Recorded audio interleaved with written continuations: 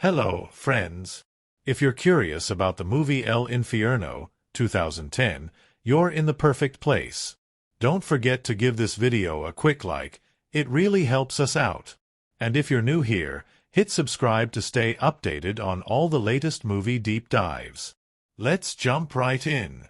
There's a sound that lives in the dust of northern Mexico. It's not the silence of forgotten towns, nor the whistle of the desert wind slipping through cracked adobe walls. It's the echo of something more sinister: guns, greed, and the heavy exhale of a people forced to survive in the shadow of a nightmare. In El Infierno, that sound isn't a backdrop. It's a scream buried under decades of corruption, fear, and faded hope. And it's about to get louder. What begins as a homecoming turns into a descent. Benny, short for Benjamin Garcia, steps off a rickety bus and onto scorched pavement after years spent chasing the American dream. But the dream, it turns out, didn't want him. Deported, broke, and aging, Benny returns to his small hometown in Mexico expecting warmth, nostalgia, maybe even redemption. Instead, he finds something colder than the desert night: death. His brother, who stayed behind, is gone, murdered in the endless, spiraling war between cartels. The town is no longer a sleepy stretch of cantinas and soccer matches. It's a battleground, carved up by narcos, fueled by blood, and ruled by men who never blink. El Infierno, translated as Hell, doesn't tiptoe around its name. Directed by Luis Estrada, it wears its chaos like armor and stares straight into the heart of the narco-state without flinching. But here's the twist: it does it with humor. Not the slapstick kind. The dangerous kind. The kind that makes you laugh before it punches you in the gut. It's a satire soaked in violence, a comedy wrapped in tragedy, and a revenge tale that stops just short of fantasy because it's too busy reflecting real horror with a cracked mirror. Benny's journey from struggling returnee to rising sicario is a slow, deliberate burn. At first, he resists. He walks the streets with eyes wide, shocked at how his childhood haunts have become stained with menace. He reconnects with old friends, including Cachaloco, a loud, loyal, and terrifyingly charismatic figure who serves as both comic relief and a reminder of how far things have fallen. It's Cachaloco who introduces Benny to the life. Not because he wants to hurt him, but because in this world there's no neutral ground. You're either with the power or under its boot. As Benny is pulled deeper into the cartel underworld, the movie dares you to root for him. It gives him charm, empathy, a tragic edge. You understand his choices, even when they're monstrous. He's not a born killer. He's a man caught in a storm, trying to keep his head above water. But storms don't care about your intentions. And the higher Benny rises, the closer he gets to discovering what really happened to his brother, and what kind of devil wears the crown in his hometown. This isn't a tale about good guys and bad guys. It's a kaleidoscope of greed, violence, family, betrayal, and survival. The cartel bosses wear smiles like masks, offering protection one moment and executions the next. The local police? Corrupted beyond recognition. The military? Ghosts. And in the middle of it all is Benny, walking a line so thin it might as well be a blade. But here's where El Infierno does something bold. It refuses to blink. It doesn't soften the edges or sanitize the brutality. It shows the glamour of narco life: fast cars, women, parties, and then cuts sharply to the bodies left behind. It makes you laugh at a joke, then forces that laughter to curdle in your throat when a friend is shot dead in the next frame. It's a film that dances with its audience, pulls them in close, then drops them into the fire with no warning. Midway through the film, just when you think Benny has found his place in the hierarchy of crime, comfortable, respected, perhaps even safe, a twist barrels in. Secrets about his brother's death begin to surface. Loyalties fracture.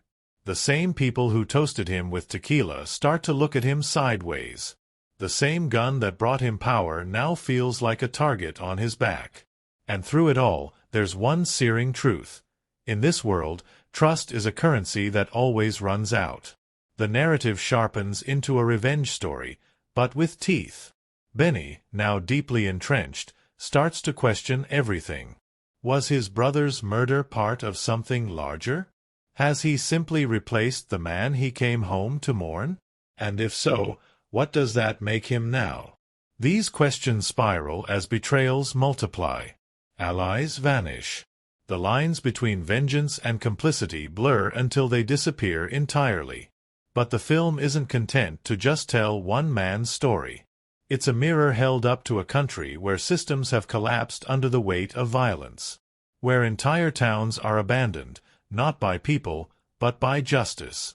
Where mothers weep in silence and children learn the language of gunfire before they learn to write their names. Luis Estrada's direction never preaches. It shows. With detail. With fury. With bitter humor and haunting beauty. There are scenes in El Infierno that feel almost surreal in their darkness. A massacre at a child's birthday party. A drug lord throwing a fiesta that rivals royalty. A mayor who smiles for cameras while orchestrating murder. And yet, none of it feels exaggerated. Because that's the power of the film, it never strays far from the truth. The absurdity, the cruelty, the celebration of death, it's all rooted in reality. That's what makes the satire sting. It's not fiction. It's reflection. It's the sound of laughter overlaid with screams. What makes this story even more gripping is the way Estrada uses style to deepen meaning. The cinematography captures the harsh beauty of the landscape, endless skies, cracked earth, the burning reds of sunset over empty roads. The visuals are rich, almost painterly, contrasting the ugliness of the violence with a world that should feel peaceful. That contrast is no accident. It's a reminder that the hell in El Infierno isn't natural. It's man-made. And yet, even in the darkest corners, there are flickers of light. Moments of connection. Benny's bond with his godson, a child untouched by the cruelty of his surroundings. A look between old friends before a job goes wrong. A single tear on a killer's face after an irreversible act. These moments don't redeem the characters, but they humanize them. They remind us that beneath the bravado and blood, these are people scarred by a system too big to fight and too dangerous to escape. As the story barrels toward its finale, the twists come hard and fast. Betrayals snap like brittle bones. The cartel family Benny has been pulled into begins to eat itself alive. And Benny, once just a man trying to survive, becomes something more, a witness, a symbol, maybe even a warning. His choices catch up with him. His conscience, long buried under layers of survival instinct, begins to rise. And in the final act, with blood on his hands and the truth in his heart, he takes a step no one sees coming. The ending is brutal, beautiful, unforgettable. And we won't spoil it here. But know this, El Infierno doesn't hand out happy endings. It doesn't tie its narrative with a bow. It leaves you standing in the smoke, heart pounding, wondering whether the fire was ever going to stop, or if it was just going to spread. Because that's the film's greatest power. It stays with you. Long after the credits roll. Long after the last gunshot echoes. Long after the dust settles over the town that forgot how to hope. It stays with you in the questions it leaves behind. In the ache of laughter cut short. In the knowledge that sometimes, hell isn't a place you go to, it's the one you come home to. And that's El Infierno. Not just a movie. A warning. A satire. A scream wrapped in a joke. A bullet dipped in irony. So buckle up. The ride is wild. And hell? Hell has never looked so close. The desert was the same. Maybe a little drier. Maybe a little lonelier. But to Benjamin "Benny" Garcia, stepping off that creaky long-distance bus into the heat of his hometown, it was like walking into a ghost of his own childhood. After 20 years in the United States, years spent chasing promises that never quite solidified, Benny had finally come back to Mexico. But if he expected a warm welcome, he'd miscalculated. The Mexico he remembered, with its tamales on the corner and laughs echoing off stucco walls, had been replaced. In its place was something colder, quieter, hungrier. The streets looked the same, but they felt different. Benny wandered through the dusty town like a man out of time. Faces he once knew were either missing or lined with the kind of exhaustion that only comes from years of survival. Shopkeepers nodded without smiling. Children played with an edge of watchfulness in their eyes. There was something unspoken in the air, an invisible force that pressed down on everyone's shoulders, made people look over them more than they looked ahead. It didn't take long before Benny found out why. The cartel had taken over. Not in some cinematic shootout. Not with banners and armies. But slowly. Like a weed growing through the cracks in the sidewalk. One deal here. One threat there. And eventually, the town bent under the weight. Benny had come home, but home no longer existed. It had been swallowed by narcos, by fear, by money soaked in blood.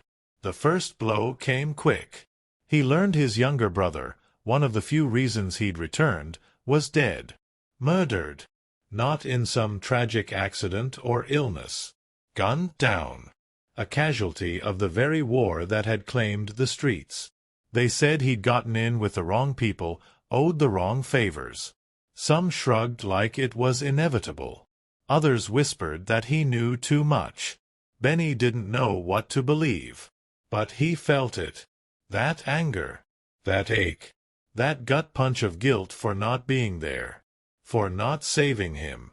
Still, Benny wasn't looking for trouble. He just wanted work. Something honest. Something stable. He tried to clean up, to fall into routine. A few small jobs here and there, hands in his pockets, head down. But nothing stuck. There was no space for normal anymore. The economy was rigged. The town was cracked in two, those who served the cartel and those who were stepped on by it. Benny was in between, and in a place like that, the middle was the most dangerous place to be. That's when Cachaloco showed up. Cachaloco, with his gold teeth, wild laugh, and the kind of swagger that turns heads and raises alarms. He was the same as always, only more dangerous now. A full-fledged sicario. One of the top enforcers for the local cartel boss, known to most as Don Jose Reyes. But to Benny, Cachaloco was still an old friend. A buddy from back in the day. A guy who used to drink beer behind the soccer field and talk about girls they'd never meet. Now he drove luxury cars and wore tailored shirts. And he had a proposition. At first, Benny laughed it off. The idea of getting involved in the business, the killing, the drugs, the work, seemed insane. He wasn't a criminal. He was just tired. But Cachaloco wasn't pressuring him. He was inviting him. Like he was offering him a job at a grocery store. Easy money, old friend. Just a few things here and there. Drive someone. Make a drop. Be useful. The resistance didn't last long. Not because Benny was weak, but because everything else had failed. The system offered nothing. The jobs were scams. The law was blind. And Cachaloco's world, for all its blood, at least had rules. At least it paid. And beneath it all, Benny was still haunted by his brother's death. He needed answers. And in this town, answers came with favors. Favors came with loyalty. Loyalty came with guns. And so, little by little, Benny stepped over the line. At first, it was minor errands. A delivery to a man with too many rings. A late-night drive with headlights off. A meeting in a ranch house that ended with laughter and too many beers. The cartel had its own rhythm, its own charm. The parties were loud, the women beautiful, the money quick. Benny started to smile again. But behind the surface, something was always off. The first kill changed everything. It was supposed to be clean. A warning. An idiot who'd stolen something small, a car, or maybe a few kilos. Benny was just back up. He didn't even pull the trigger. But he watched. He watched as Cachaloco laughed, as the man begged, as the shot rang out. He didn't flinch. Not then. But later that night, when he tried to sleep, the sound came back. Over and over. Like a heartbeat behind his eyes. That's when he realized there was no going back. The cartel welcomed him in with open arms. Don Jose himself took notice. A man of sharp suits and polite words, Don Jose treated Benny like family. He praised his loyalty, gave him gifts, offered him security. But it wasn't kindness. It was control. The deeper Benny went, the more he saw the layers. The corruption wasn't just the cartel. It was the politicians, the police, the system itself. Everyone had a price. Everyone played a part. Even the church looked the other way. Benny started to rise through the ranks. He became useful, respected, feared. People looked at him differently. Shopkeepers bowed their heads. Women smiled nervously. His mother, God bless her, didn't ask questions. But Benny knew. They all knew. And still, something ate at him. Not guilt. Not exactly. But a sense of imbalance. Like he was pretending to be someone, and the mask was getting tighter every day. Then came the memory. A photograph. Hidden in an old drawer. His brother, younger, smiling with a group of men. One of them, the same man who now toasted Benny with whiskey, was Don Jose. And suddenly, pieces started falling into place. Conversations. Whispers. A look from an old man at the funeral. Benny's brother hadn't just died. He'd been silenced. The realization hit like a gunshot to the chest. Don Jose had ordered the hit. Benny didn't have proof. Not yet. But in his gut he knew. His brother had probably tried to leave. Or maybe he'd spoken out. Then came the memory. A photograph. Hidden in an old drawer. His brother, younger, smiling with a group of men. One of them, the same man who now toasted Benny with whiskey, was Don Jose. And suddenly, pieces started falling into place. Conversations. Whispers. A look from an old man at the funeral. Benny's brother hadn't just died. He'd been silenced. The realization hit like a gunshot to the chest. Don Jose had ordered the hit. Benny didn't have proof. Not yet. But in his gut he knew. His brother had probably tried to leave. Or maybe he'd spoken out. Maybe he'd known too much. Whatever it was a death sentence. And now Benny, wearing the same badge, the same false grin, was sitting at the killer's table. The rage was quiet. Controlled. He couldn't show it. Not yet. He was too deep. Surrounded by men with eyes like wolves. Even Cachaloco, for all his charm, was dangerous. Loyal to Don Jose above all. Benny started to play along. Smile at the right moments. Laugh at the right jokes. But inside, he was shifting. Planning. Waiting. And the waiting was agony. The violence escalated around him. A rival cartel began making moves. Bodies showed up in fields. Messages were sent in blood. Benny was asked to lead hits, to train new recruits, to make decisions that couldn't be undone. Every step brought him closer to a point of no return. But he wasn't lost. He was watching. He was remembering every name, every face, every lie. Because revenge doesn't need a clock. It just needs patience. And Benny, beneath the sunglasses and the smirk, was patient like the desert. Dry. Quiet. But ready to burn. The days blurred into nights, and the nights blurred into gunfire, but Benny kept his head down and his eyes open. He smiled when he needed to, nodded at the right moments, and played his part with a practiced grace. But inside, a storm was coiling tighter. Every step he took as a sicario, every order he followed, brought him closer to the men who had murdered his brother, closer to the truth that had started as a suspicion but now pulsed like a second heartbeat beneath his ribs. Don Jose's empire was built on blood and charm, the kind of charm that could lull a town to sleep while the walls were being torn down from the inside. Benny saw it all now. The glossy surface, the polished words. But underneath, he couldn't confront it, not yet. The game was bigger than one man's rage. If he made a move too soon, it would all collapse on top of him. So he played the long game. He learned how the cartel worked, who answered to who, which hands held the strings and which ones pulled the trigger. But it was when he was asked to kill a man he knew, an old friend, once harmless, now branded a traitor, that Benny's mask began to slip. He hesitated. The others didn't. They gunned the man down in the middle of the road, laughing like it was nothing more than a chore. Benny stood there, ears ringing, stomach turning, and for the first time, he saw himself from the outside. He saw what he'd become. Not just a participant. Not just a survivor. He was complicit. He was dangerous. And no amount of excuses could erase the blood on his hands. He went home that night and sat in the dark. Didn't move. Didn't drink. Just stared at the wall as memories crawled in. His brother's voice. The sound of their mother cooking in the next room.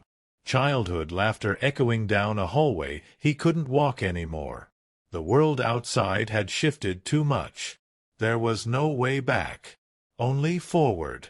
And forward meant facing the truth with a gun in hand. When Benny quietly began asking questions about his brother, the air around him changed. Conversations stopped when he entered the room. His name was passed around more carefully. Even Cachaloco, always brash and loud, started giving him sidelong glances, like he was searching for a crack. It didn't take long before Don Jose got wind of it. The boss called him in one afternoon, offered him a drink, smiled like a crocodile. "You've done well, Benny. I see your heart is in the right place." But Benny saw the threat in the kindness. This wasn't praise. It was a warning. He played dumb, lowered his eyes, nodded with respect. But the tension was solid, like concrete. That meeting confirmed it. Don Jose knew. And he was watching. Benny began preparing in secret. Hiding money.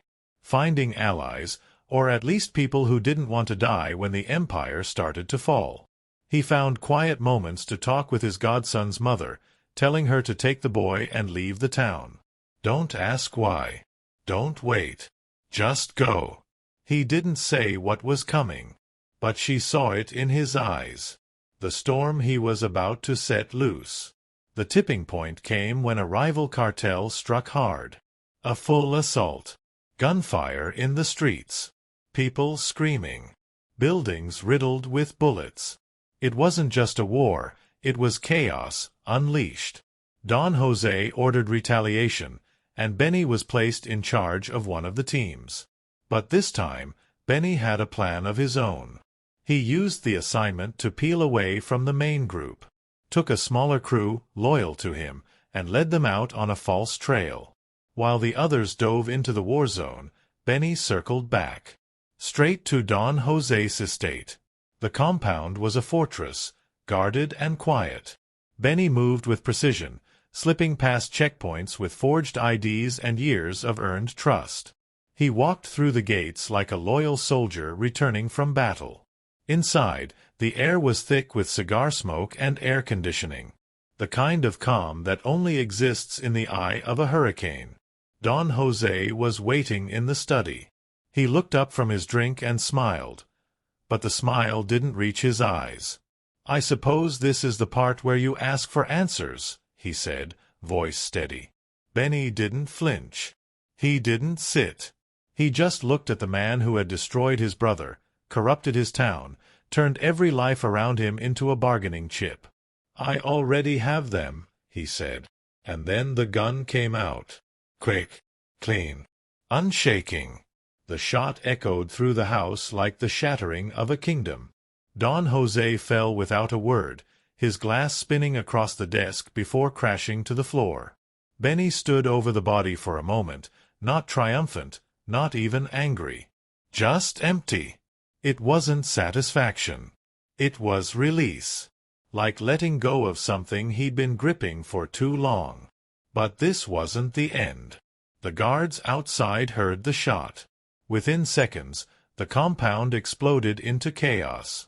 Benny moved like a ghost, ducking through rooms, firing only when necessary. He made it out the back, bleeding from the arm, running through the desert heat as sirens and gunfire chased him into the horizon. What followed was silence. A week passed. Then another. Don José's death sent the cartel into disarray. Power shifted violently. Betrayals erupted like volcanoes. Cachaloco, furious and betrayed, began hunting for Benny like a man possessed. Rumors spread that Benny had fled north again, back to the States, to vanish into the same dream that had rejected him before. But Benny hadn't left. He was in the hills, watching, waiting. He knew Cachaloco would come for him. Knew he wouldn't send others. This was personal. A bond broken. A friendship twisted into vendetta. And when Cachaloco found him, it was under the same sun that had watched them grow up together. There were no long speeches. No dramatic revelations. Just two men, once brothers, now enemies, staring down the years between them with guns in hand. The shootout was brutal. Fast. Dust kicked into the air like smoke. Bullets sang. And when it was over, Benny lay on the ground, blood in his mouth, staring up at a sky that looked no different than it had when he was 10 years old. He didn't die. Not yet. He was found days later by a local farmer, half alive, raving in fever. The news had already spread. The cartel had fractured. The government had swept in, claiming a minor victory they hadn't earned. The violence didn't stop. It never does. But something had cracked. In the final scenes, Benny sits on a bench overlooking the town. A bandage on his head. A scar on his soul. He watches kids play soccer in the dirt. Hears laughter, faint but real. Life, stubborn and fragile, goes on. And as he lights a cigarette with shaky fingers, there's no smile on his face. Just something quieter. Something close to peace. Or maybe just the absence of rage. For a man who had walked through hell, it was enough. In a town scorched by sun and scarred by silence, the people of El Infierno don't wear their stories on their sleeves. They carry them in their eyes, in the slouched posture of survival, in the tired cadence of their laughter. These aren't caricatures in a crime film. They're echoes of a fractured society, shaped by fear and greed, rage and resignation. But among them stands a man who doesn't quite belong, and yet can't seem to look away. His name is Benjamin Garcia, and his journey from exile to executioner is the mirror through which we witness the slow erosion of identity in a world that no longer pretends to offer justice. Benny's return to Mexico is painted with familiarity and sorrow. He steps into his hometown like a man who hoped the past would welcome him back with open arms, only to find a stranger in its place. At first, he seems like the archetypal everyman, the kind who wants to work, to be left alone, to keep his hands clean and his conscience intact. There's a gentleness in his tone, a wariness in his step. He doesn't swagger. He watches, absorbs. And it's in those quiet observations that his character begins to unfold, not as a hero or a villain, but as a man forced into choices that rarely offer redemption. What makes Benny such a compelling figure isn't just his transformation from outsider to cartel enforcer. It's the reluctant, agonizing steps that lead him there. He doesn't rush toward violence. He backs into it. Pushed by grief over his brother's death, pulled by the seductive promises of stability and purpose. But every decision, no matter how reluctant, becomes a brick in the wall he's building around himself. And before long, the man who once flinched at cruelty is handing out death with calm precision. There's a tragedy in how naturally Benny adapts. Because beneath the humor and surface-level satire, Benny is a case study in how systems of power infect the soul. He starts with lines he won't cross, but those lines fade. One compromise at a time. One, just this once. One silent nod. Until eventually, he's no longer looking for a way out. He's looking for a reason to stay. And yet, Benny never becomes irredeemable. He carries guilt like a second skin. The way he talks to his godson. The way he lingers at old photographs. The way his voice softens when he speaks to his mother. He never loses the ache of being human, even when he becomes something monstrous. And that, more than anything, is what makes his descent so painful to watch. Next to Benny stands Cachaloco. If Benny is the reluctant sinner, Cachaloco is the smiling devil. But calling him evil would be too simple. He's flamboyant, hilarious, brutal, and somehow heartbreakingly loyal. He's the kind of man who will shoot someone in the face and then offer to buy you a drink before you can process what just happened. His charisma is magnetic, dangerous. But underneath the bravado is a man completely hollowed out by the world he was born into.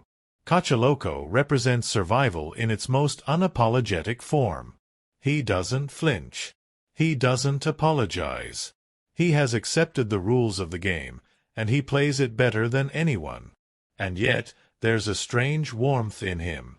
He genuinely cares for Benny. Their friendship is real, even if it's laced with blood. Cachaloco doesn't want to hurt his friend. But he will. Because loyalty has a limit, and in the cartel, friendship ends where orders begin. Don Jose Reyes is the architect of the hell they inhabit. Suave, measured, always impeccably dressed, he's the kind of man who never raises his voice because he doesn't have to. His presence in the film is chilling not because of what he does, but because of how little he needs to do. Don Jose embodies institutional evil, the kind that hides behind good manners and hollow prayers. He doesn't kill with his hands. He uses others. And he rewards loyalty with just enough comfort to keep men from turning against him. What makes Don Jose terrifying is his familiarity. He could be any high-level politician, any CEO, any man with a smile full of promises and a heart full of rot. He speaks in parables. He plays the father figure. But he is, at his core, a predator cloaked in ritual. And when Benny finally sees him clearly, it's not a moment of shock. It's confirmation of what he's always feared. The enemy wasn't hiding. He was waiting. There are other characters, each sculpted with dark elegance.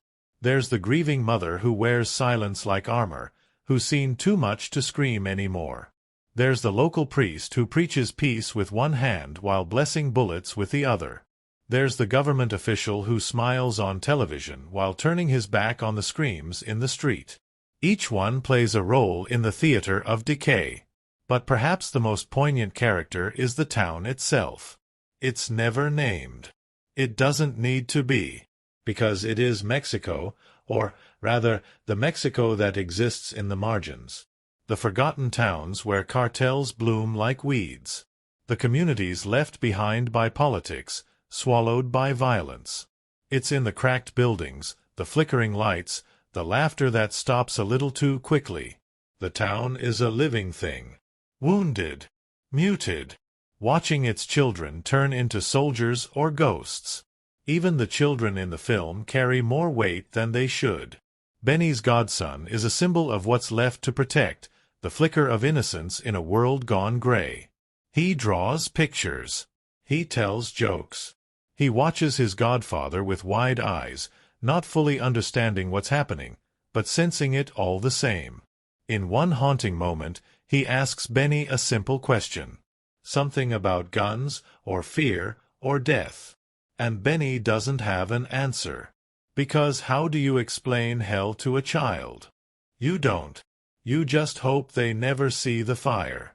The brilliance of El Infierno lies in how these characters, larger than life but grounded in brutal realism, exist in constant contradiction. They're not wholly good or evil. They're not stereotypes. They're people, shaped by choices that were never really choices at all. Even the minor characters feel lived in. The bartender who watches the world fall apart one drink at a time.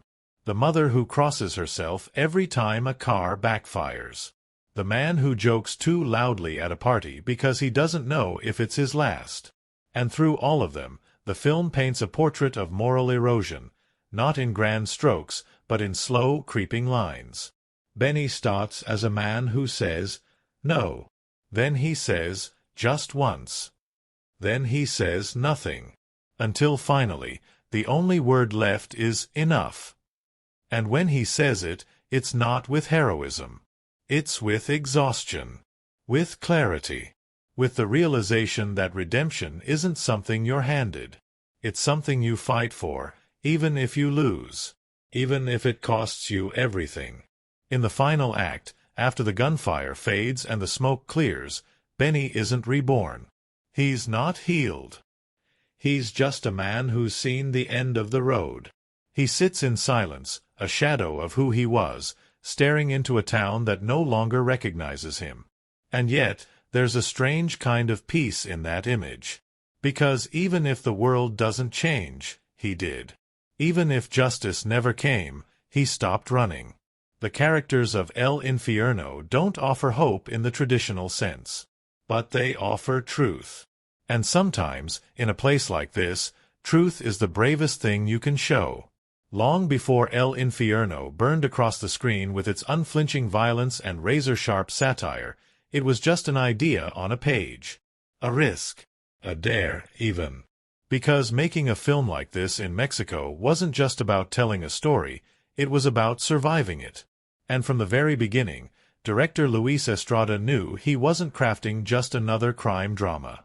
He was lighting a match in a room soaked in gasoline. The first strange truth? El Infierno almost didn't happen. In fact, the project hovered in development limbo for years, not because no one believed in it, but because everyone feared it. Estrada had already stirred controversy with his previous political satire, La Ley de Herodes, 1999, which openly mocked institutional corruption. That film was temporarily banned, only released after a wave of public pressure. So when he returned a decade later, this time planning to tackle Mexico's drug war head-on, many assumed the government would shut it down before a single frame was shot. And they tried. During pre-production, word spread quickly that the film was targeting the cartels, not as cartoon villains, but as a systemic cancer eating away at Mexican society. Quiet pressure mounted. Government grants were denied. Sponsors disappeared. Several actors reportedly turned down roles, fearing reprisals, not from critics, but from real-life cartel affiliates who might take offense to seeing their world rendered in such brutal mocking detail. But Estrada persisted. He knew that the only way to tell the truth was to hide nothing. And so, against all odds, with limited backing and no safety net, El Infierno entered production. What followed was one of the most quietly defiant filmmaking efforts in modern Mexican cinema. One that would leave audiences shaken, amused, and haunted. One of the strangest challenges faced by the production was choosing where to film. The story unfolds in a fictional small town, a composite of countless real communities hollowed out by cartel violence. But finding a real town willing to host the production? That was another story. Many municipalities declined, citing security concerns. Some were sympathetic but warned that the local power structures, read cartel presence, would be uncomfortable with the film's content. Eventually, the crew settled in San Luis Potosí, a city with historic architecture and cinematic textures, but also a careful distance from active cartel strongholds. Even then, the team remained cautious. Estrada allegedly avoided naming the exact towns where filming took place in press materials until well after the movie was complete. Still, word got around. Locals would gather on the edges of sets, curious and hushed, watching as actors dressed in bulletproof vests and gold chains reenacted scenes that mirrored the very real headlines playing out on the evening news. Some residents reportedly approached the crew to quietly share their own stories, of relatives who vanished, of neighborhoods that changed overnight, of lines you didn't cross. These weren't interviews. These were confessions. Then there was Sergio Meyer, the actor who played the polished, smiling politician in the film. In an eerie twist of fate, not long after the film's release, Meyer entered real-life politics, becoming a deputy in the Mexican Congress. It was as if the satire folded back in on itself, blurring the line between the role and the world it mocked. Some critics joked that he'd gone method too late. Others weren't sure whether to laugh or cry. The film's casting had its own peculiar path. Damián Alcázar, who played Benny with heartbreaking intensity, was Estrada's first and only choice. But Alcázar was reluctant at first, not because he doubted the material, but because he feared the weight of the character. Benny wasn't a hero. He was a contradiction. A man you root for even as he slips deeper into darkness. Alcázar worried that the audience might misunderstand him, might excuse the violence. But what ultimately won him over was Estrada's insistence. This wasn't about just one man. It was about a nation of Bennys, ordinary people trapped in an impossible makini. Alcázar threw himself into the role, reportedly spending time speaking with former cartel members and victims to understand the quiet numbness that creeps in over time. He didn't want Benny to be theatrical. He wanted him to feel like someone you might pass on the street. Someone who once smiled too easily. Someone who forgot how. But perhaps the most surreal behind-the-scenes detail was the reaction to the film's release timing. El Infierno debuted in 2010, during Mexico's bicentennial celebrations, a time when the government had invested heavily in projecting an image of national pride and progress. The official line was that Mexico was on the rise. Estrada, in contrast, offered a 2-hour blood-soaked satire in which institutions had collapsed and corruption was systemic. It was like crashing a party in mourning clothes. And the audience loved it. The film was a box-office success, shocking even its producers. Word of mouth spread fast. People didn't just watch it, they discussed it, debated it, dissected it in universities, cafes, and town plazas. What struck many viewers wasn't the violence, it was the accuracy. The humor felt familiar. The deaths felt plausible. The characters weren't archetypes. They were neighbors, cousins, old classmates. It was the first time many felt they saw their truth reflected honestly on screen. But with success came paranoia. The cast and crew received anonymous threats. Not many, but enough. Estrada refused to confirm details in interviews, but it was whispered that security was tightened for key members of the production during its theatrical run. The film's marketing, once bold, grew slightly more reserved. At one festival screening, an actor reportedly joked that it might be the last premiere we attend standing up. Still, the film moved forward, and the strangeness didn't stop. One of the oddest on-set superstitions emerged around the death scenes. Crew members claimed that every time they shot a fake execution, something would go wrong. Not major disasters, but weird little glitches. Camera batteries that were full would die mid-shot. Sound equipment would suddenly hiss with static. A prop gun malfunctioned twice despite being triple-checked. Eventually, someone brought a priest to quietly bless the main filming locations. No one laughed. Another moment that caught even the crew off guard happened during a late-night shoot involving a roadside ambush scene. They were staging a fake narco checkpoint, complete with actors in uniform and prop rifles. Suddenly, a real truck pulled up. The driver froze, hands shaking, thinking he'd stumbled into an actual cartel operation. It took 5 minutes of frantic explaining before the man believed it was just a movie. He drove away muttering that the whole thing looked too real. After that, they placed large film crew signs far in advance of road scenes. The film's use of humor also raised eyebrows. Some distributors feared that audiences wouldn't understand how to process laughter amid bloodshed. But Estrada stood firm. He believed that humor was the only way people could process the weight of what they were living through. It wasn't disrespect, it was survival. And strangely, it worked. One moment you'd be laughing at a ridiculous exchange of dialogue, and seconds later, you'd be staring open-mouthed at a murder. The whiplash wasn't accidental. It was the point. Because that's what life under terror feels like: absurd, sudden, cruel, and surreal. Years later, a professor would describe El Infierno as a national exorcism.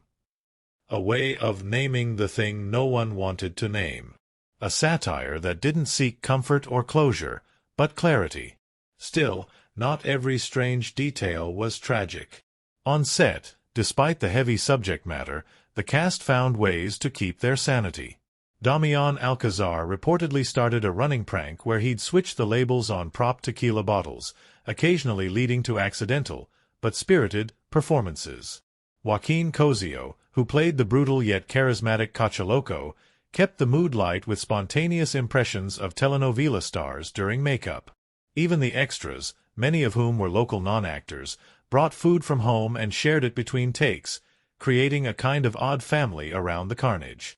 One day, during a scene involving fake money, a gust of wind scattered hundreds of prop bills across the street. Filming paused. Children from nearby houses appeared like it was Halloween, scooping them up with delighted squeals. No one stopped them. Some of them kept the bills as souvenirs. One mother later told the crew, "It's the first time they've had fun outside in months." And perhaps that's what makes the strangest facts about El Infierno so poignant. Because behind the bullet holes and broken systems, behind the threats and dark comedy, there was a heartbeat. A human truth. The strangeness wasn't in the production, it was in the reality it captured. A reality where satire feels like journalism, and fiction barely stretches past the evening news. So yes, El Infierno had its strange moments. Props that refused to work. Lines that blurred too close to life. A political climate that tried to look away. But in the end, it told the story it needed to tell. And that, perhaps, is the strangest fact of all. That a film this angry, this violent, this bitterly funny, could still be made. That it could survive. And more than that it could be loved. There are films that entertain, and there are films that confront. And then there's El Infierno, a movie that does both, but not in equal parts. It lures you in with wit, with colorful characters and the rhythm of dark laughter, only to slam you back into your seat with the grim reality beneath its humor. It's a film that doesn't just ask you to watch, it demands that you bear witness. And for critics, scholars, and audiences alike, that demand has lingered long after the screen fades to black. From the very first moment Benny steps off the bus and into the dust-thick air of his hometown, something in the tone feels unsettled. Not off, not exaggerated, just too real. And that's where much of the film's critical power begins. Luis Estrada doesn't create a fantasy version of Mexico's drug war. He doesn't exaggerate the tropes or indulge in over-the-top bravado. Instead, he roots his film in something scarier: familiarity. Critics immediately noted that the film's genius lies in how it uses satire not to distort truth, but to make it undeniable. The return of Benny Garcia is a narrative choice loaded with meaning. On the surface, he's the classic prodigal son, returning home after years in the U.S., searching for something like peace. But look closer, and you see how Estrada uses Benny as a vessel, not for redemption, but for exposure. He is our surrogate, wide-eyed and disoriented, walking through a town that has learned how to survive under the weight of fear. His brother is gone. His mother is older, quieter, unshocked by tragedy. And the streets are quiet in the wrong way. Critics have pointed out that this re-entry isn't just plot, it's allegory. Benny is the Mexican diaspora returning home to a land transformed by violence. And what he finds is the uncomfortable truth: you can leave Mexico, but Mexico never leaves you. One of the earliest events in the film that drew critical acclaim and dissection is the funeral of Benny's brother. It's shot with devastating restraint. No melodrama, no soaring music, just silence broken by ritual. The mother's grief isn't explosive. It's buried, internalized. And for many reviewers, this moment signaled the emotional core of the film. It wasn't about action. It was about endurance. About what it means to mourn in a country where mourning has become routine. Where funerals are no longer events, but expectations. As Benny begins to sink into the underworld, El Infierno deepens its critical edge. One particularly praised sequence is the introduction of Cachaloco, a character who, in a lesser film, might have been reduced to a caricature. Loud, crass, absurdly stylish, he struts through scenes like a telenovela villain on vacation. But Estrada never lets us dismiss him. Through Cachaloco, critics saw one of the film's boldest statements, that charm and cruelty often wear the same face. He's funny. He's loyal. And he'll execute a man without blinking. The film doesn't ask us to excuse him. It dares us to understand him. Because in a place like this, morality isn't black or white. It's survival. The heart of El Infierno's critical strength lies in its tonal tightrope walk, how it balances humor and horror. Reviewers were quick to note that the film's laughs are never free. They're always charged. You laugh at a line, only to see it followed by a murder. You giggle at a party scene, then recoil when the camera reveals a corpse dumped in the desert outside. This technique, this weaponization of discomfort, was one of the most praised aspects of the film. It doesn't let the audience rest. It doesn't let them look away. One of the film's most pivotal and critically dissected events is the revelation of Don Jose's involvement in Benny's brother's death. It's a turning point, not just in the plot, but in the film's emotional architecture. Up until that point, Don Jose is portrayed as the velvet-gloved villain, a man who kills with a smile and covers his sins with gifts. But when Benny discovers that the very man who welcomed him into the cartel is the one who shattered his family, the satire falls away, revealing raw betrayal. For critics, this moment is essential. It strips away the film's theatrical mask and forces the viewer to confront what power looks like when it's personal. When it reaches into your house, your bloodline, and pulls the trigger. The murder of Benny's friend in cold blood, after Benny hesitates to follow through, is another event that was repeatedly highlighted by scholars and journalists. It represents the line being crossed, not by the cartel, but by Benny himself. He doesn't stop it. He doesn't speak up. And even though he doesn't pull the trigger, his silence is deafening. Many essays on the film return to this scene as the true loss of innocence. Not Benny's first job, not his first bribe, but this moment. The bystander becomes the accomplice. And in doing so, Estrada levels a challenge not just to the character, but to the audience. What would you do? How long would you stay quiet? Then comes the twist, the unraveling. Don Jose's empire begins to buckle. Violence spreads like wildfire. And Benny, fueled now not by ambition but revenge, takes aim at the man who promised him family and delivered betrayal. Critics praised the film for refusing to glamorize this arc. There is no rousing music, no heroic montage. Benny doesn't become a vigilante. He becomes what he always feared, another killer in the dark. And yet, in executing Don Jose, he also becomes something else. A man who, for the first time in the film, chooses to act on truth rather than survival. This act, this final confrontation, has been widely interpreted not as a victory, but as a tragedy. Because by the time Benny pulls the trigger, he has already lost. His soul is fractured. His innocence gone. The town, the cartel, the system, it goes on. Critics noted that Estrada wasn't offering a solution. He was offering catharsis, and even that feels fleeting. The film's final sequences are its most haunting and thematically rich. Benny, wounded, hunted, hiding in the hills. Then found. Then still breathing, barely, as the country turns another page in a blood-soaked book. The final shot, Benny on a bench, watching children play, has been called one of the most powerful closing images in modern Mexican cinema. Because it refuses resolution. It offers no justice. It doesn't even offer hope. It offers continuity. The wheel turns. The next Benny waits. The next boy, the next funeral, the next betrayal. Critics have likened it to the ending of No Country for Old Men, a meditation on how violence isn't conquered. It simply moves on. From a thematic standpoint, El Infierno operates on three critical levels.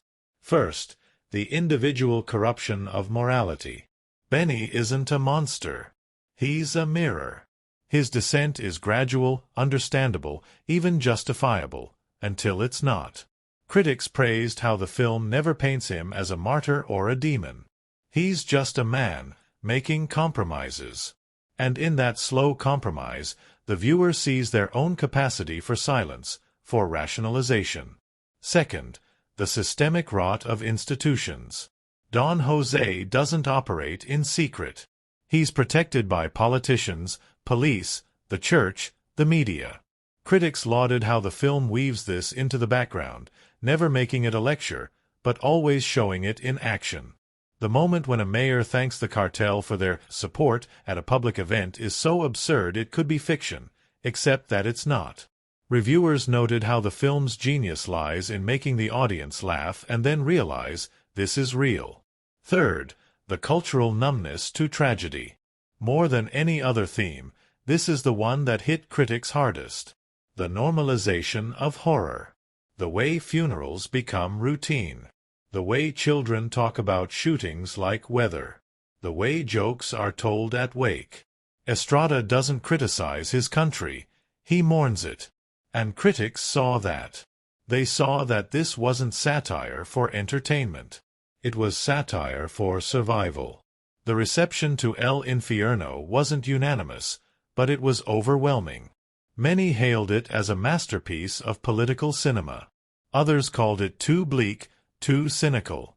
A few worried that it glamorized the very violence it sought to critique.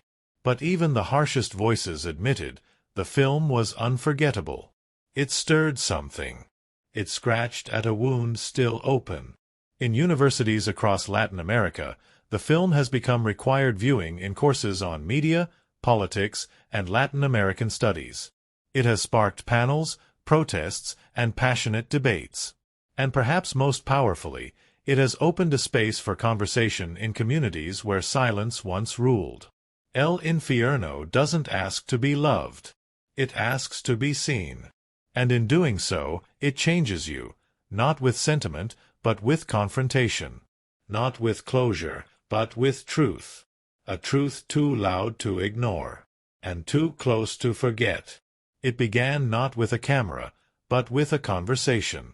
Somewhere in a dim room in Mexico City, probably over coffee that had long gone cold, Luis Estrada leaned in across the table and asked a question that made his producers uneasy. What if we told the truth? The silence that followed wasn't fear of failure. It was fear of reality. Because by 2010, Mexico wasn't a backdrop for drug violence. It was in it. Headlines screamed of mass graves, missing journalists, and towns run not by governments but by cartels. Estrada didn't want to make a gritty drama or a cautionary tale. He wanted to craft a satirical scream, a film that wrapped its truth in humor so sharp it would cut deeper than any documentary. A movie that dared to laugh in the face of hell. And thus, El Infierno was born. But how do you make a movie about the drug war in a country drowning in it? Carefully. And with an unflinching spine. From the start, the production faced a challenge that few crews ever confront head-on: how to depict the real without becoming a target of the real. Locations were scouted with security advisors. Scripts were read and reread with legal teams. Even though the film never named specific cartels or politicians, its satire didn't need to. Everyone watching would know exactly who the jokes were aimed at. And that made things complicated. The first major hurdle came when the production tried to secure government support. In Mexico, it's not uncommon for films to seek funding through public institutions. But when El Infierno applied for such support, the silence was deafening. Doors closed. Meetings were rescheduled, then cancelled. One insider from the crew later recalled, "It was like saying Voldemort's name. They wouldn't say no directly, they just disappeared." So the production turned inward. Private investors, small-scale producers, and passionate supporters of Estrada's vision rallied to the cause. The budget was tight, the margins thin. But there was something electrifying in that constraint. Everyone knew they weren't making a blockbuster. They were making a statement. And that changed the way the entire set operated. Take, for instance, location shooting. Many scenes in the film take place in a fictional rural town, a dusty, sun-bleached stretch of streets where death hides in plain sight. But finding a town that resembled this vision, and was safe to film in, proved nearly impossible. They eventually chose several smaller areas around San Luis Potosí, whose colonial architecture and cracked facades gave the illusion of timeless decay. And yet, filming wasn't without its risks. At one point, during a late-night shoot involving prop guns and a fake checkpoint, local authorities received a call from terrified civilians thinking it was an actual cartel ambush. Police arrived on scene with real weapons drawn. Thankfully, the crew had permits ready, and the situation diffused without harm. But the crew never forgot that moment. Afterward, they posted large film production in progress signs around every location and hired additional security. Not for equipment, but for perception management. Despite the danger, the energy on set was far from grim. In fact, many cast and crew members described it as strangely joyous. They were telling a dark story, yes, but they were doing it together, with a kind of rebellious glee. Between takes, Damián Alcázar, who played Benny, would crack jokes and share snacks with extras dressed as sicarios. Joaquín Cosío, a towering presence as Cachaloco, was reportedly a constant prankster, once sneaking fake blood onto another actor's costume moments before a close-up. The director, Estrada, encouraged this levity. He believed the contrast between the on-screen horror and the off-screen camaraderie was part of the alchemy. He also made a key creative decision, using mostly practical effects. There would be no CGI blood, no green screen violence. Every bullet hole was squibbed. Every explosion choreographed with old-school techniques. Not only did this save money, it gave the film a tactile, visceral realism.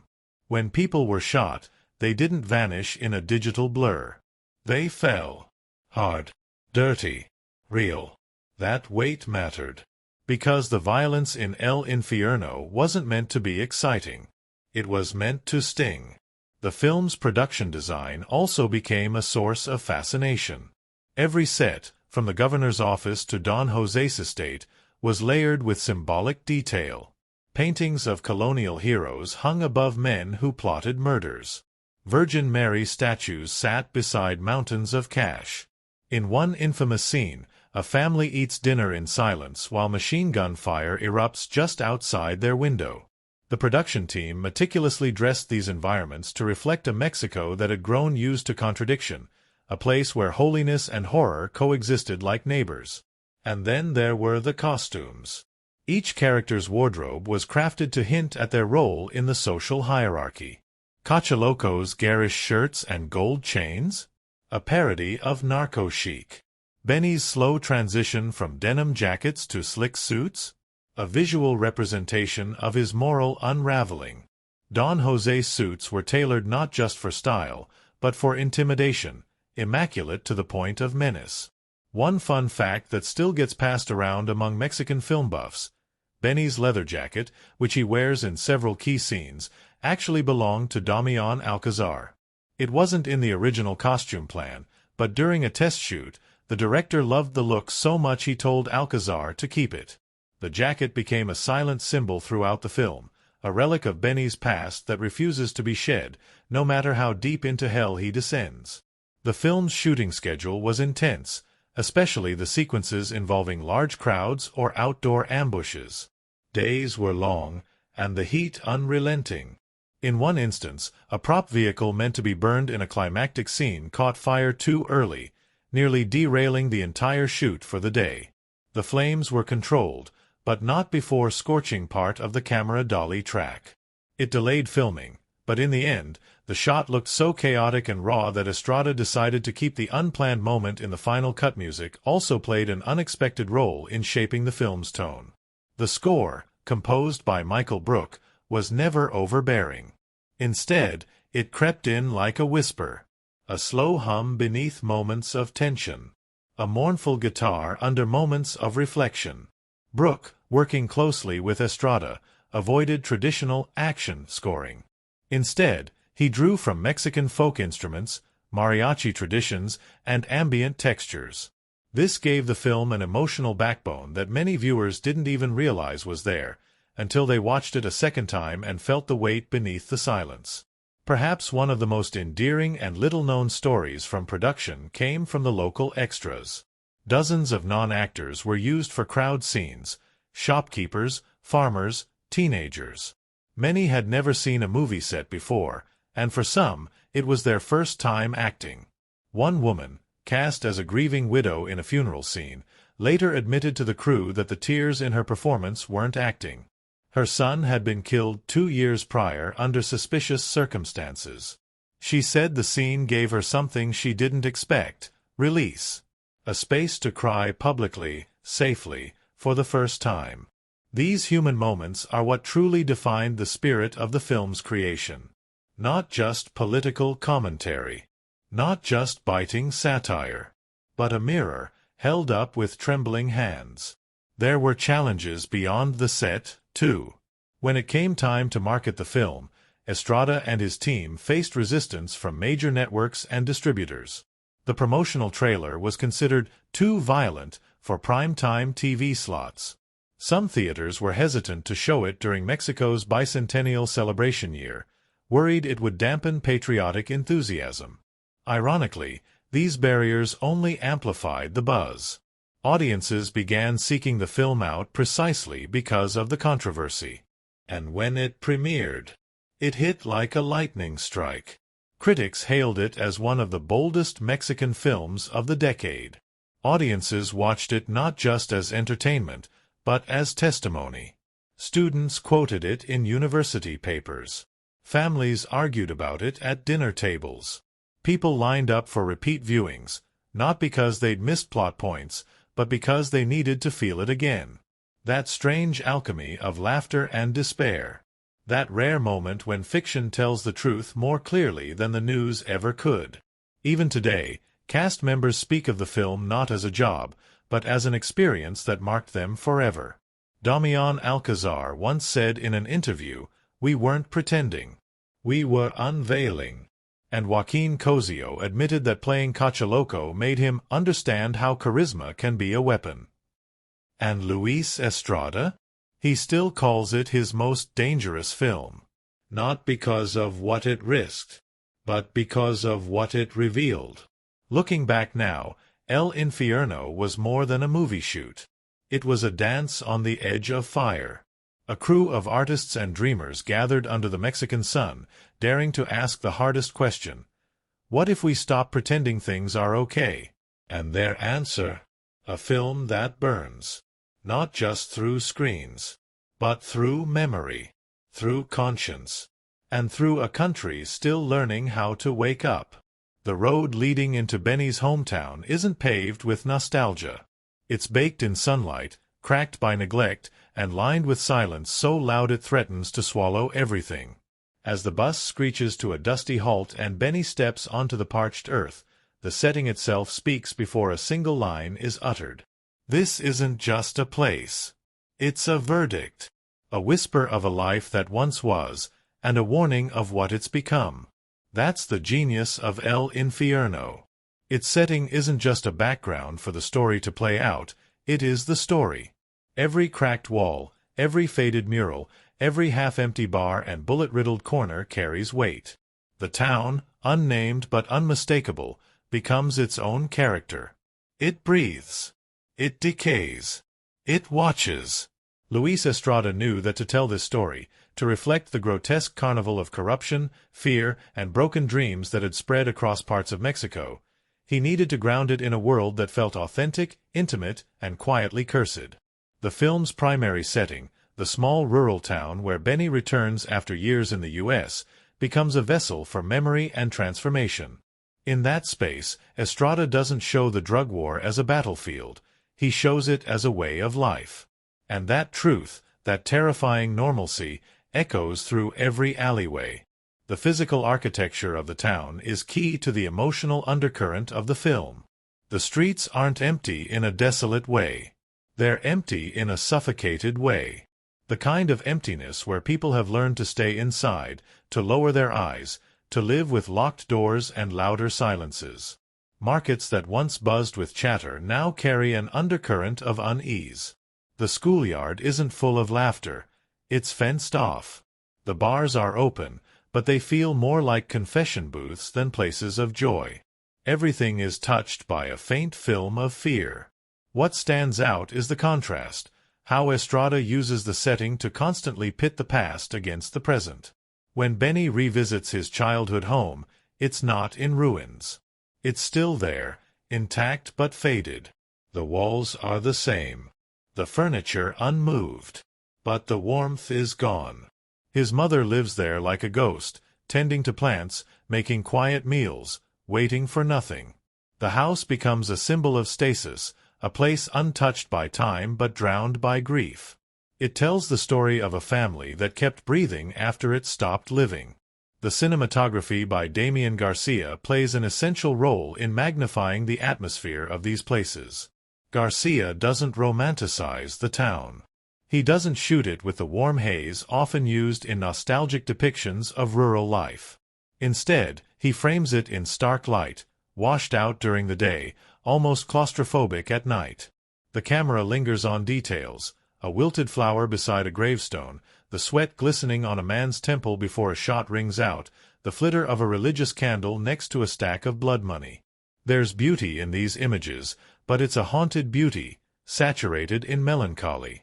One of the film's most chilling uses of setting is how it contrasts spaces of violence with spaces of supposed power. Don Jose's estate, for example, is shot like a parody of wealth. High walls, manicured gardens, imported furniture, and armed guards that blend into the decor like living statues. The compound is designed to impress, but Estrada films it with cold detachment. The sterile symmetry, the too clean marble floors, the calculated calm, it all speaks of a man who wears civilization like a mask. Inside these halls, orders are given, lives are taken, and justice is reduced to a toast of whiskey. And yet, just a few blocks away, people live in homes with cracked sinks and broken windows, pretending not to hear the trucks that rumble by at night. This proximity of luxury and poverty, of violence and normalcy, is one of the film's most searing visual themes. There is no safe side of town. Only degrees of denial. The film also makes brilliant use of symbolic locations. The graveyard, for instance, isn't just a place for mourning. It becomes a reflection of memory, loss, and inevitability. It's where Benny begins to unravel the truth about his brother's death. It's where mothers cry without tears, and men remove their hats in silence. It's where the dead outnumber the living. And yet, even here, corruption lingers, graves desecrated, funerals surveilled, eulogies drowned by nearby gunfire. Equally powerful is the use of informal narco spaces. The safe houses, the party ranches, the dirt roads where bodies disappear. These aren't secret bunkers or lairs, they're everyday spaces, repurposed. A butcher shop with a blood-stained backroom. A nightclub turned execution den. The film's greatest horror isn't that these spaces exist, it's how ordinary they feel. Estrada doesn't build a world of fantasy.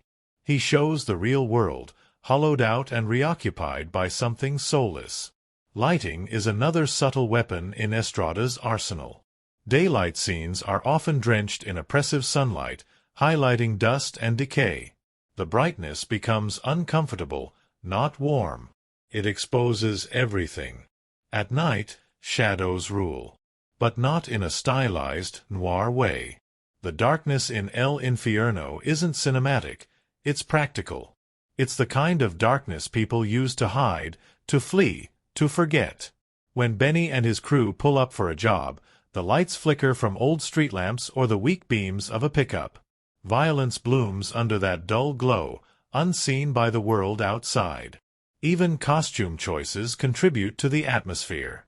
Benny starts the film in soft, faded clothes, reflecting his outsider status, his past, and his passive resistance. But as he climbs the cartel ladder, his wardrobe shifts, sharper shirts, cleaner lines, hints of gold. He begins to blend in with men he once feared. His transformation is silent, incremental, but devastating. And the town, through its walls and windows, reflects this. As he changes, so too does the way we see the spaces around him. Less like home, more like a stage for damnation. But perhaps the most emotionally charged setting in the entire film is the street where his brother was murdered. It's never named, never formally introduced. But when Benny stands there, quietly retracing the final steps of a man he loved, the film shifts. The camera pulls back. The world quiets. And in that moment, the street isn't just a crime scene. It's a scar. A line drawn across Benny's life, before and after. The place where grief turned into fury. Where a man began to die so something colder could live in his place. Estrada doesn't rely on grand cinematographic tricks. His genius is in the restraint. The wide shots that show a community fading into the dust. The still frames that linger a second too long. The use of silence in spaces where dialogue would feel redundant. You don't need words to know what's happening in a house where the radio plays too loudly and the curtains never open. And then, there's the film's most jarring setting of all, the celebration. A massive outdoor party thrown by Don Jose, complete with fireworks, dancing, and the smiling faces of politicians and criminals alike. The scene is dizzying, not because it's surreal, but because of how familiar it feels. A celebration of power disguised as a community event. Critics noted how Estrada filmed it like a fever dream, bright, loud, overflowing with forced joy. But underneath the music, you hear the undercurrent of menace. This is no festival. It's a performance of control. The cinematography captures this tension perfectly. The camera dances with the guests, floats through the crowds, catches snatches of laughter and leering glances. And then, it lands on a body, quietly dragged away behind a tent. No one notices. No one stops the music. Because in El Infierno, death doesn't interrupt the party. It sponsors it. Estrada also uses repetition in setting as a visual motif. The same road seen in different lighting. The same bar, once vibrant, later bathed in blood. The school with the same broken fence, but fewer children playing. This repetition isn't lazy, it's surgical. It shows how decay isn't always explosive. Sometimes it's quiet. Sometimes it happens while you're looking the other way. In the final act, when Benny turns on the cartel and everything begins to burn, the settings don't shift, they unravel. The town doesn't erupt into flames. It just crumbles a little more. The bar closes early. The streets get quieter. The people shut their doors. Estrada resists the Hollywood urge to end in spectacle. He ends in emptiness. And that emptiness hits harder than any explosion. The last time we see Benny, it's not in a mansion or a getaway car. It's on a bench, watching kids play soccer in the distance. The town hasn't changed. The violence hasn't stopped. But something in him has broken open. The setting around him isn't brighter. It's just clearer. And that clarity, that uncomfortable awareness, is the film's final gift to the audience. Because El Infierno doesn't give you closure. It gives you a place. A town that could be any town. A corner that could be yours. And in that setting, it leaves you not with answers, but with the question that lingers like the heat on Benny's back. What happens when the world you return to has already given up? And what happens when you realize that the place you once called home is now just a map of what you've lost? That's the power of the setting in El Infierno. It isn't scenery. It's prophecy. And it never stops watching. On most film sets, the first day is marked by nervous energy, the hum of generators, the clatter of gear rolling off trucks, and the director pacing behind a monitor with a strong cup of coffee. But on the set of El Infierno, Day 1 felt different. Not just tense. Not just uncertain. It felt like everyone was holding their breath. They were about to shoot a film that didn't just fictionalize real violence. It mirrored it, reflected it, called it out, name by name, sin by sin. And in Mexico in 2010, that wasn't just risky. It was loaded. The crew wasn't just here to light scenes. They were here to walk a line between story and reality, performance and provocation. Still, they pressed on. The first days of shooting were set in the town chosen to double as Benny's hometown, a location in the dry heart of San Luis Potosí, selected as much for its crumbling, sun-bleached facades as for its cautious distance from active cartel zones. Even then, local officials asked the production to keep a low profile.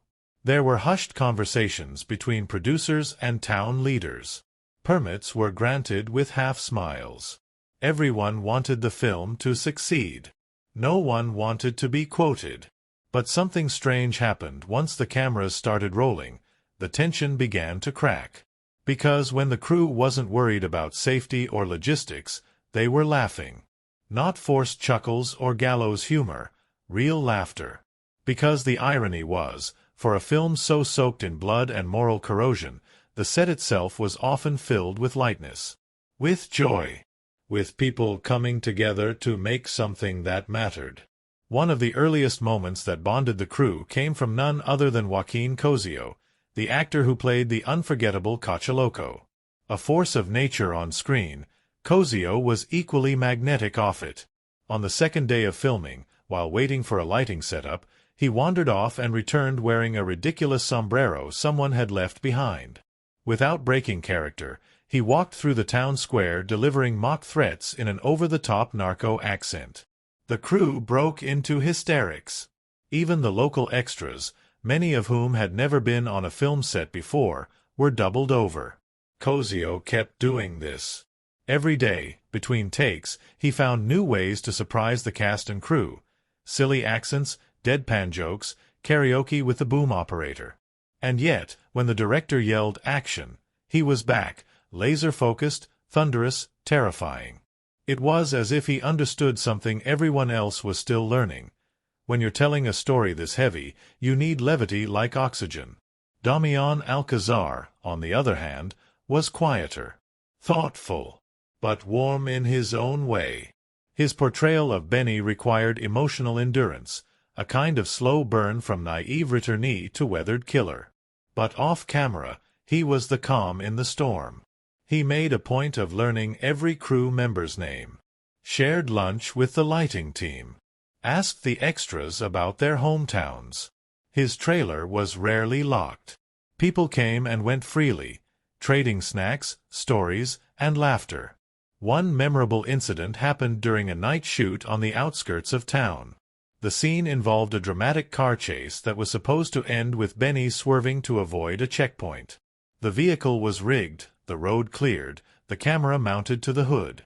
Everything was ready. Except, no one told the local goats. As the scene began, a small herd wandered onto the road. The crew scrambled. The car braked. A goat stared directly into the lens and let out what one sound designer later described as the most judgmental bleat in cinema history. Filming was delayed an hour, but the story lived on. That goat was later nicknamed El Productor by the crew, for always showing up when least needed. Behind the camera, Luis Estrada was a storm of precision and passion. He knew the tone of the film had to be just right. If it was too funny, it would risk glamorizing violence. Too dark, and it would lose its sharp satirical edge. He directed with an instinctive blend of control and trust. He gave his actors room, but not too much. When he saw a performance that hit the nerve, he let it breathe. One crew member recalled a particular monologue from Benny where Estrada didn't cut for almost 5 minutes. No safety takes. No second angles. He just said, "That was the truth. Let's move on." The interaction between the crew and the local community was another story in itself. At first, there was distance.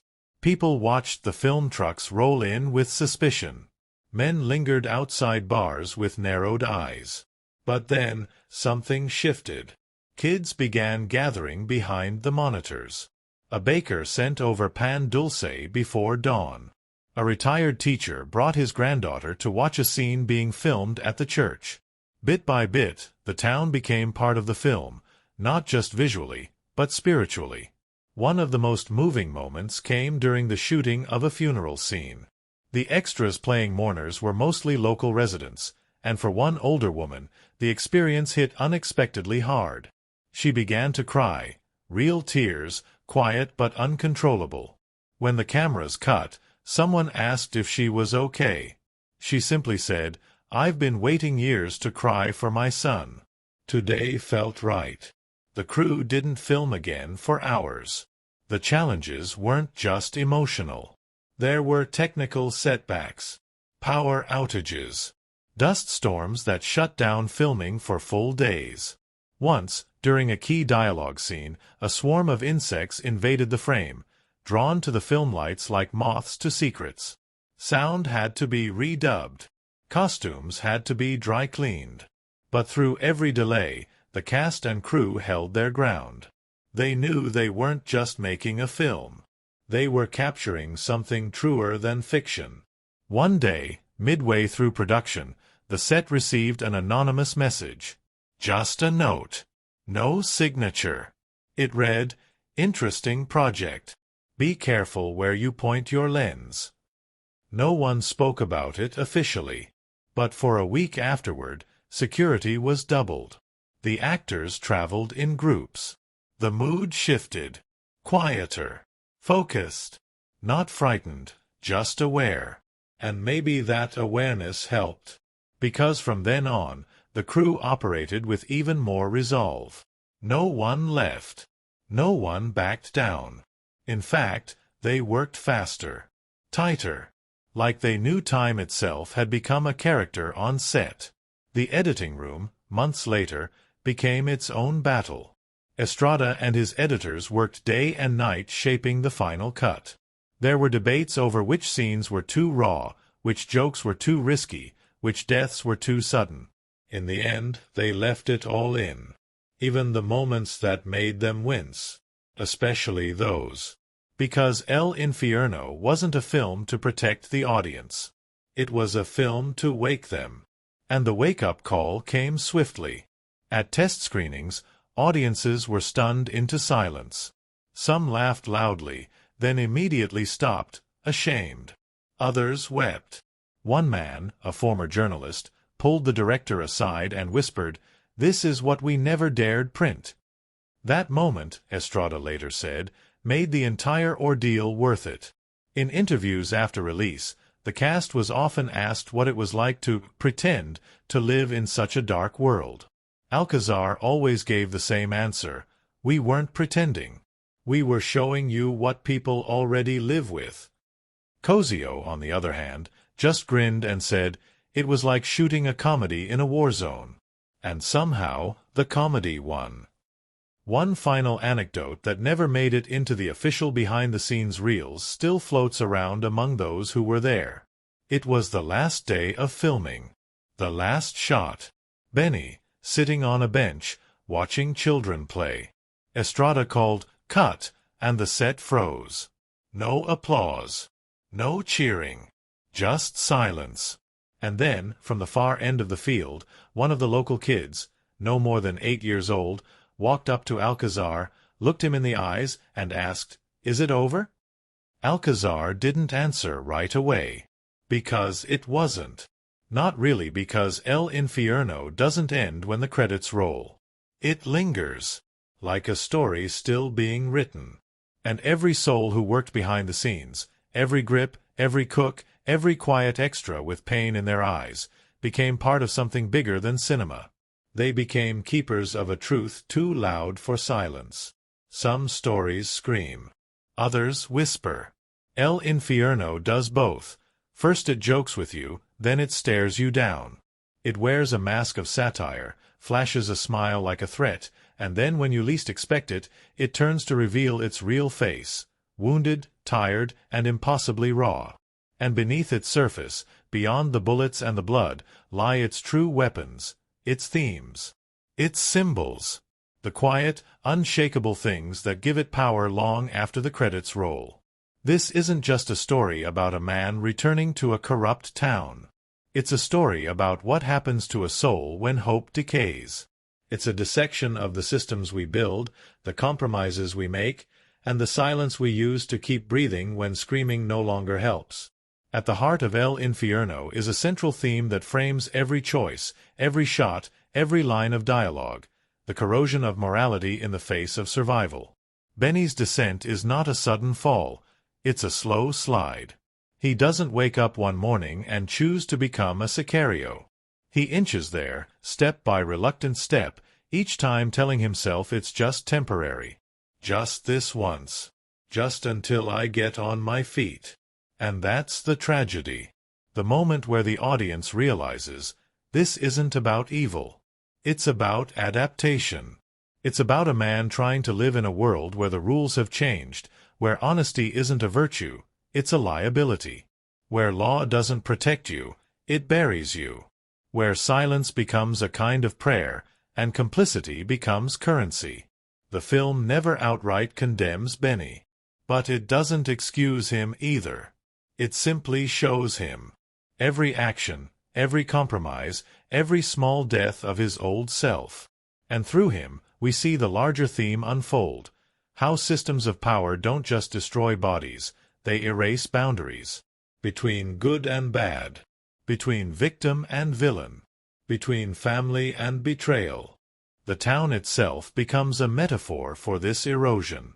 Once vibrant, it now floats in a fog of fear. The streets are lined with dust and memory.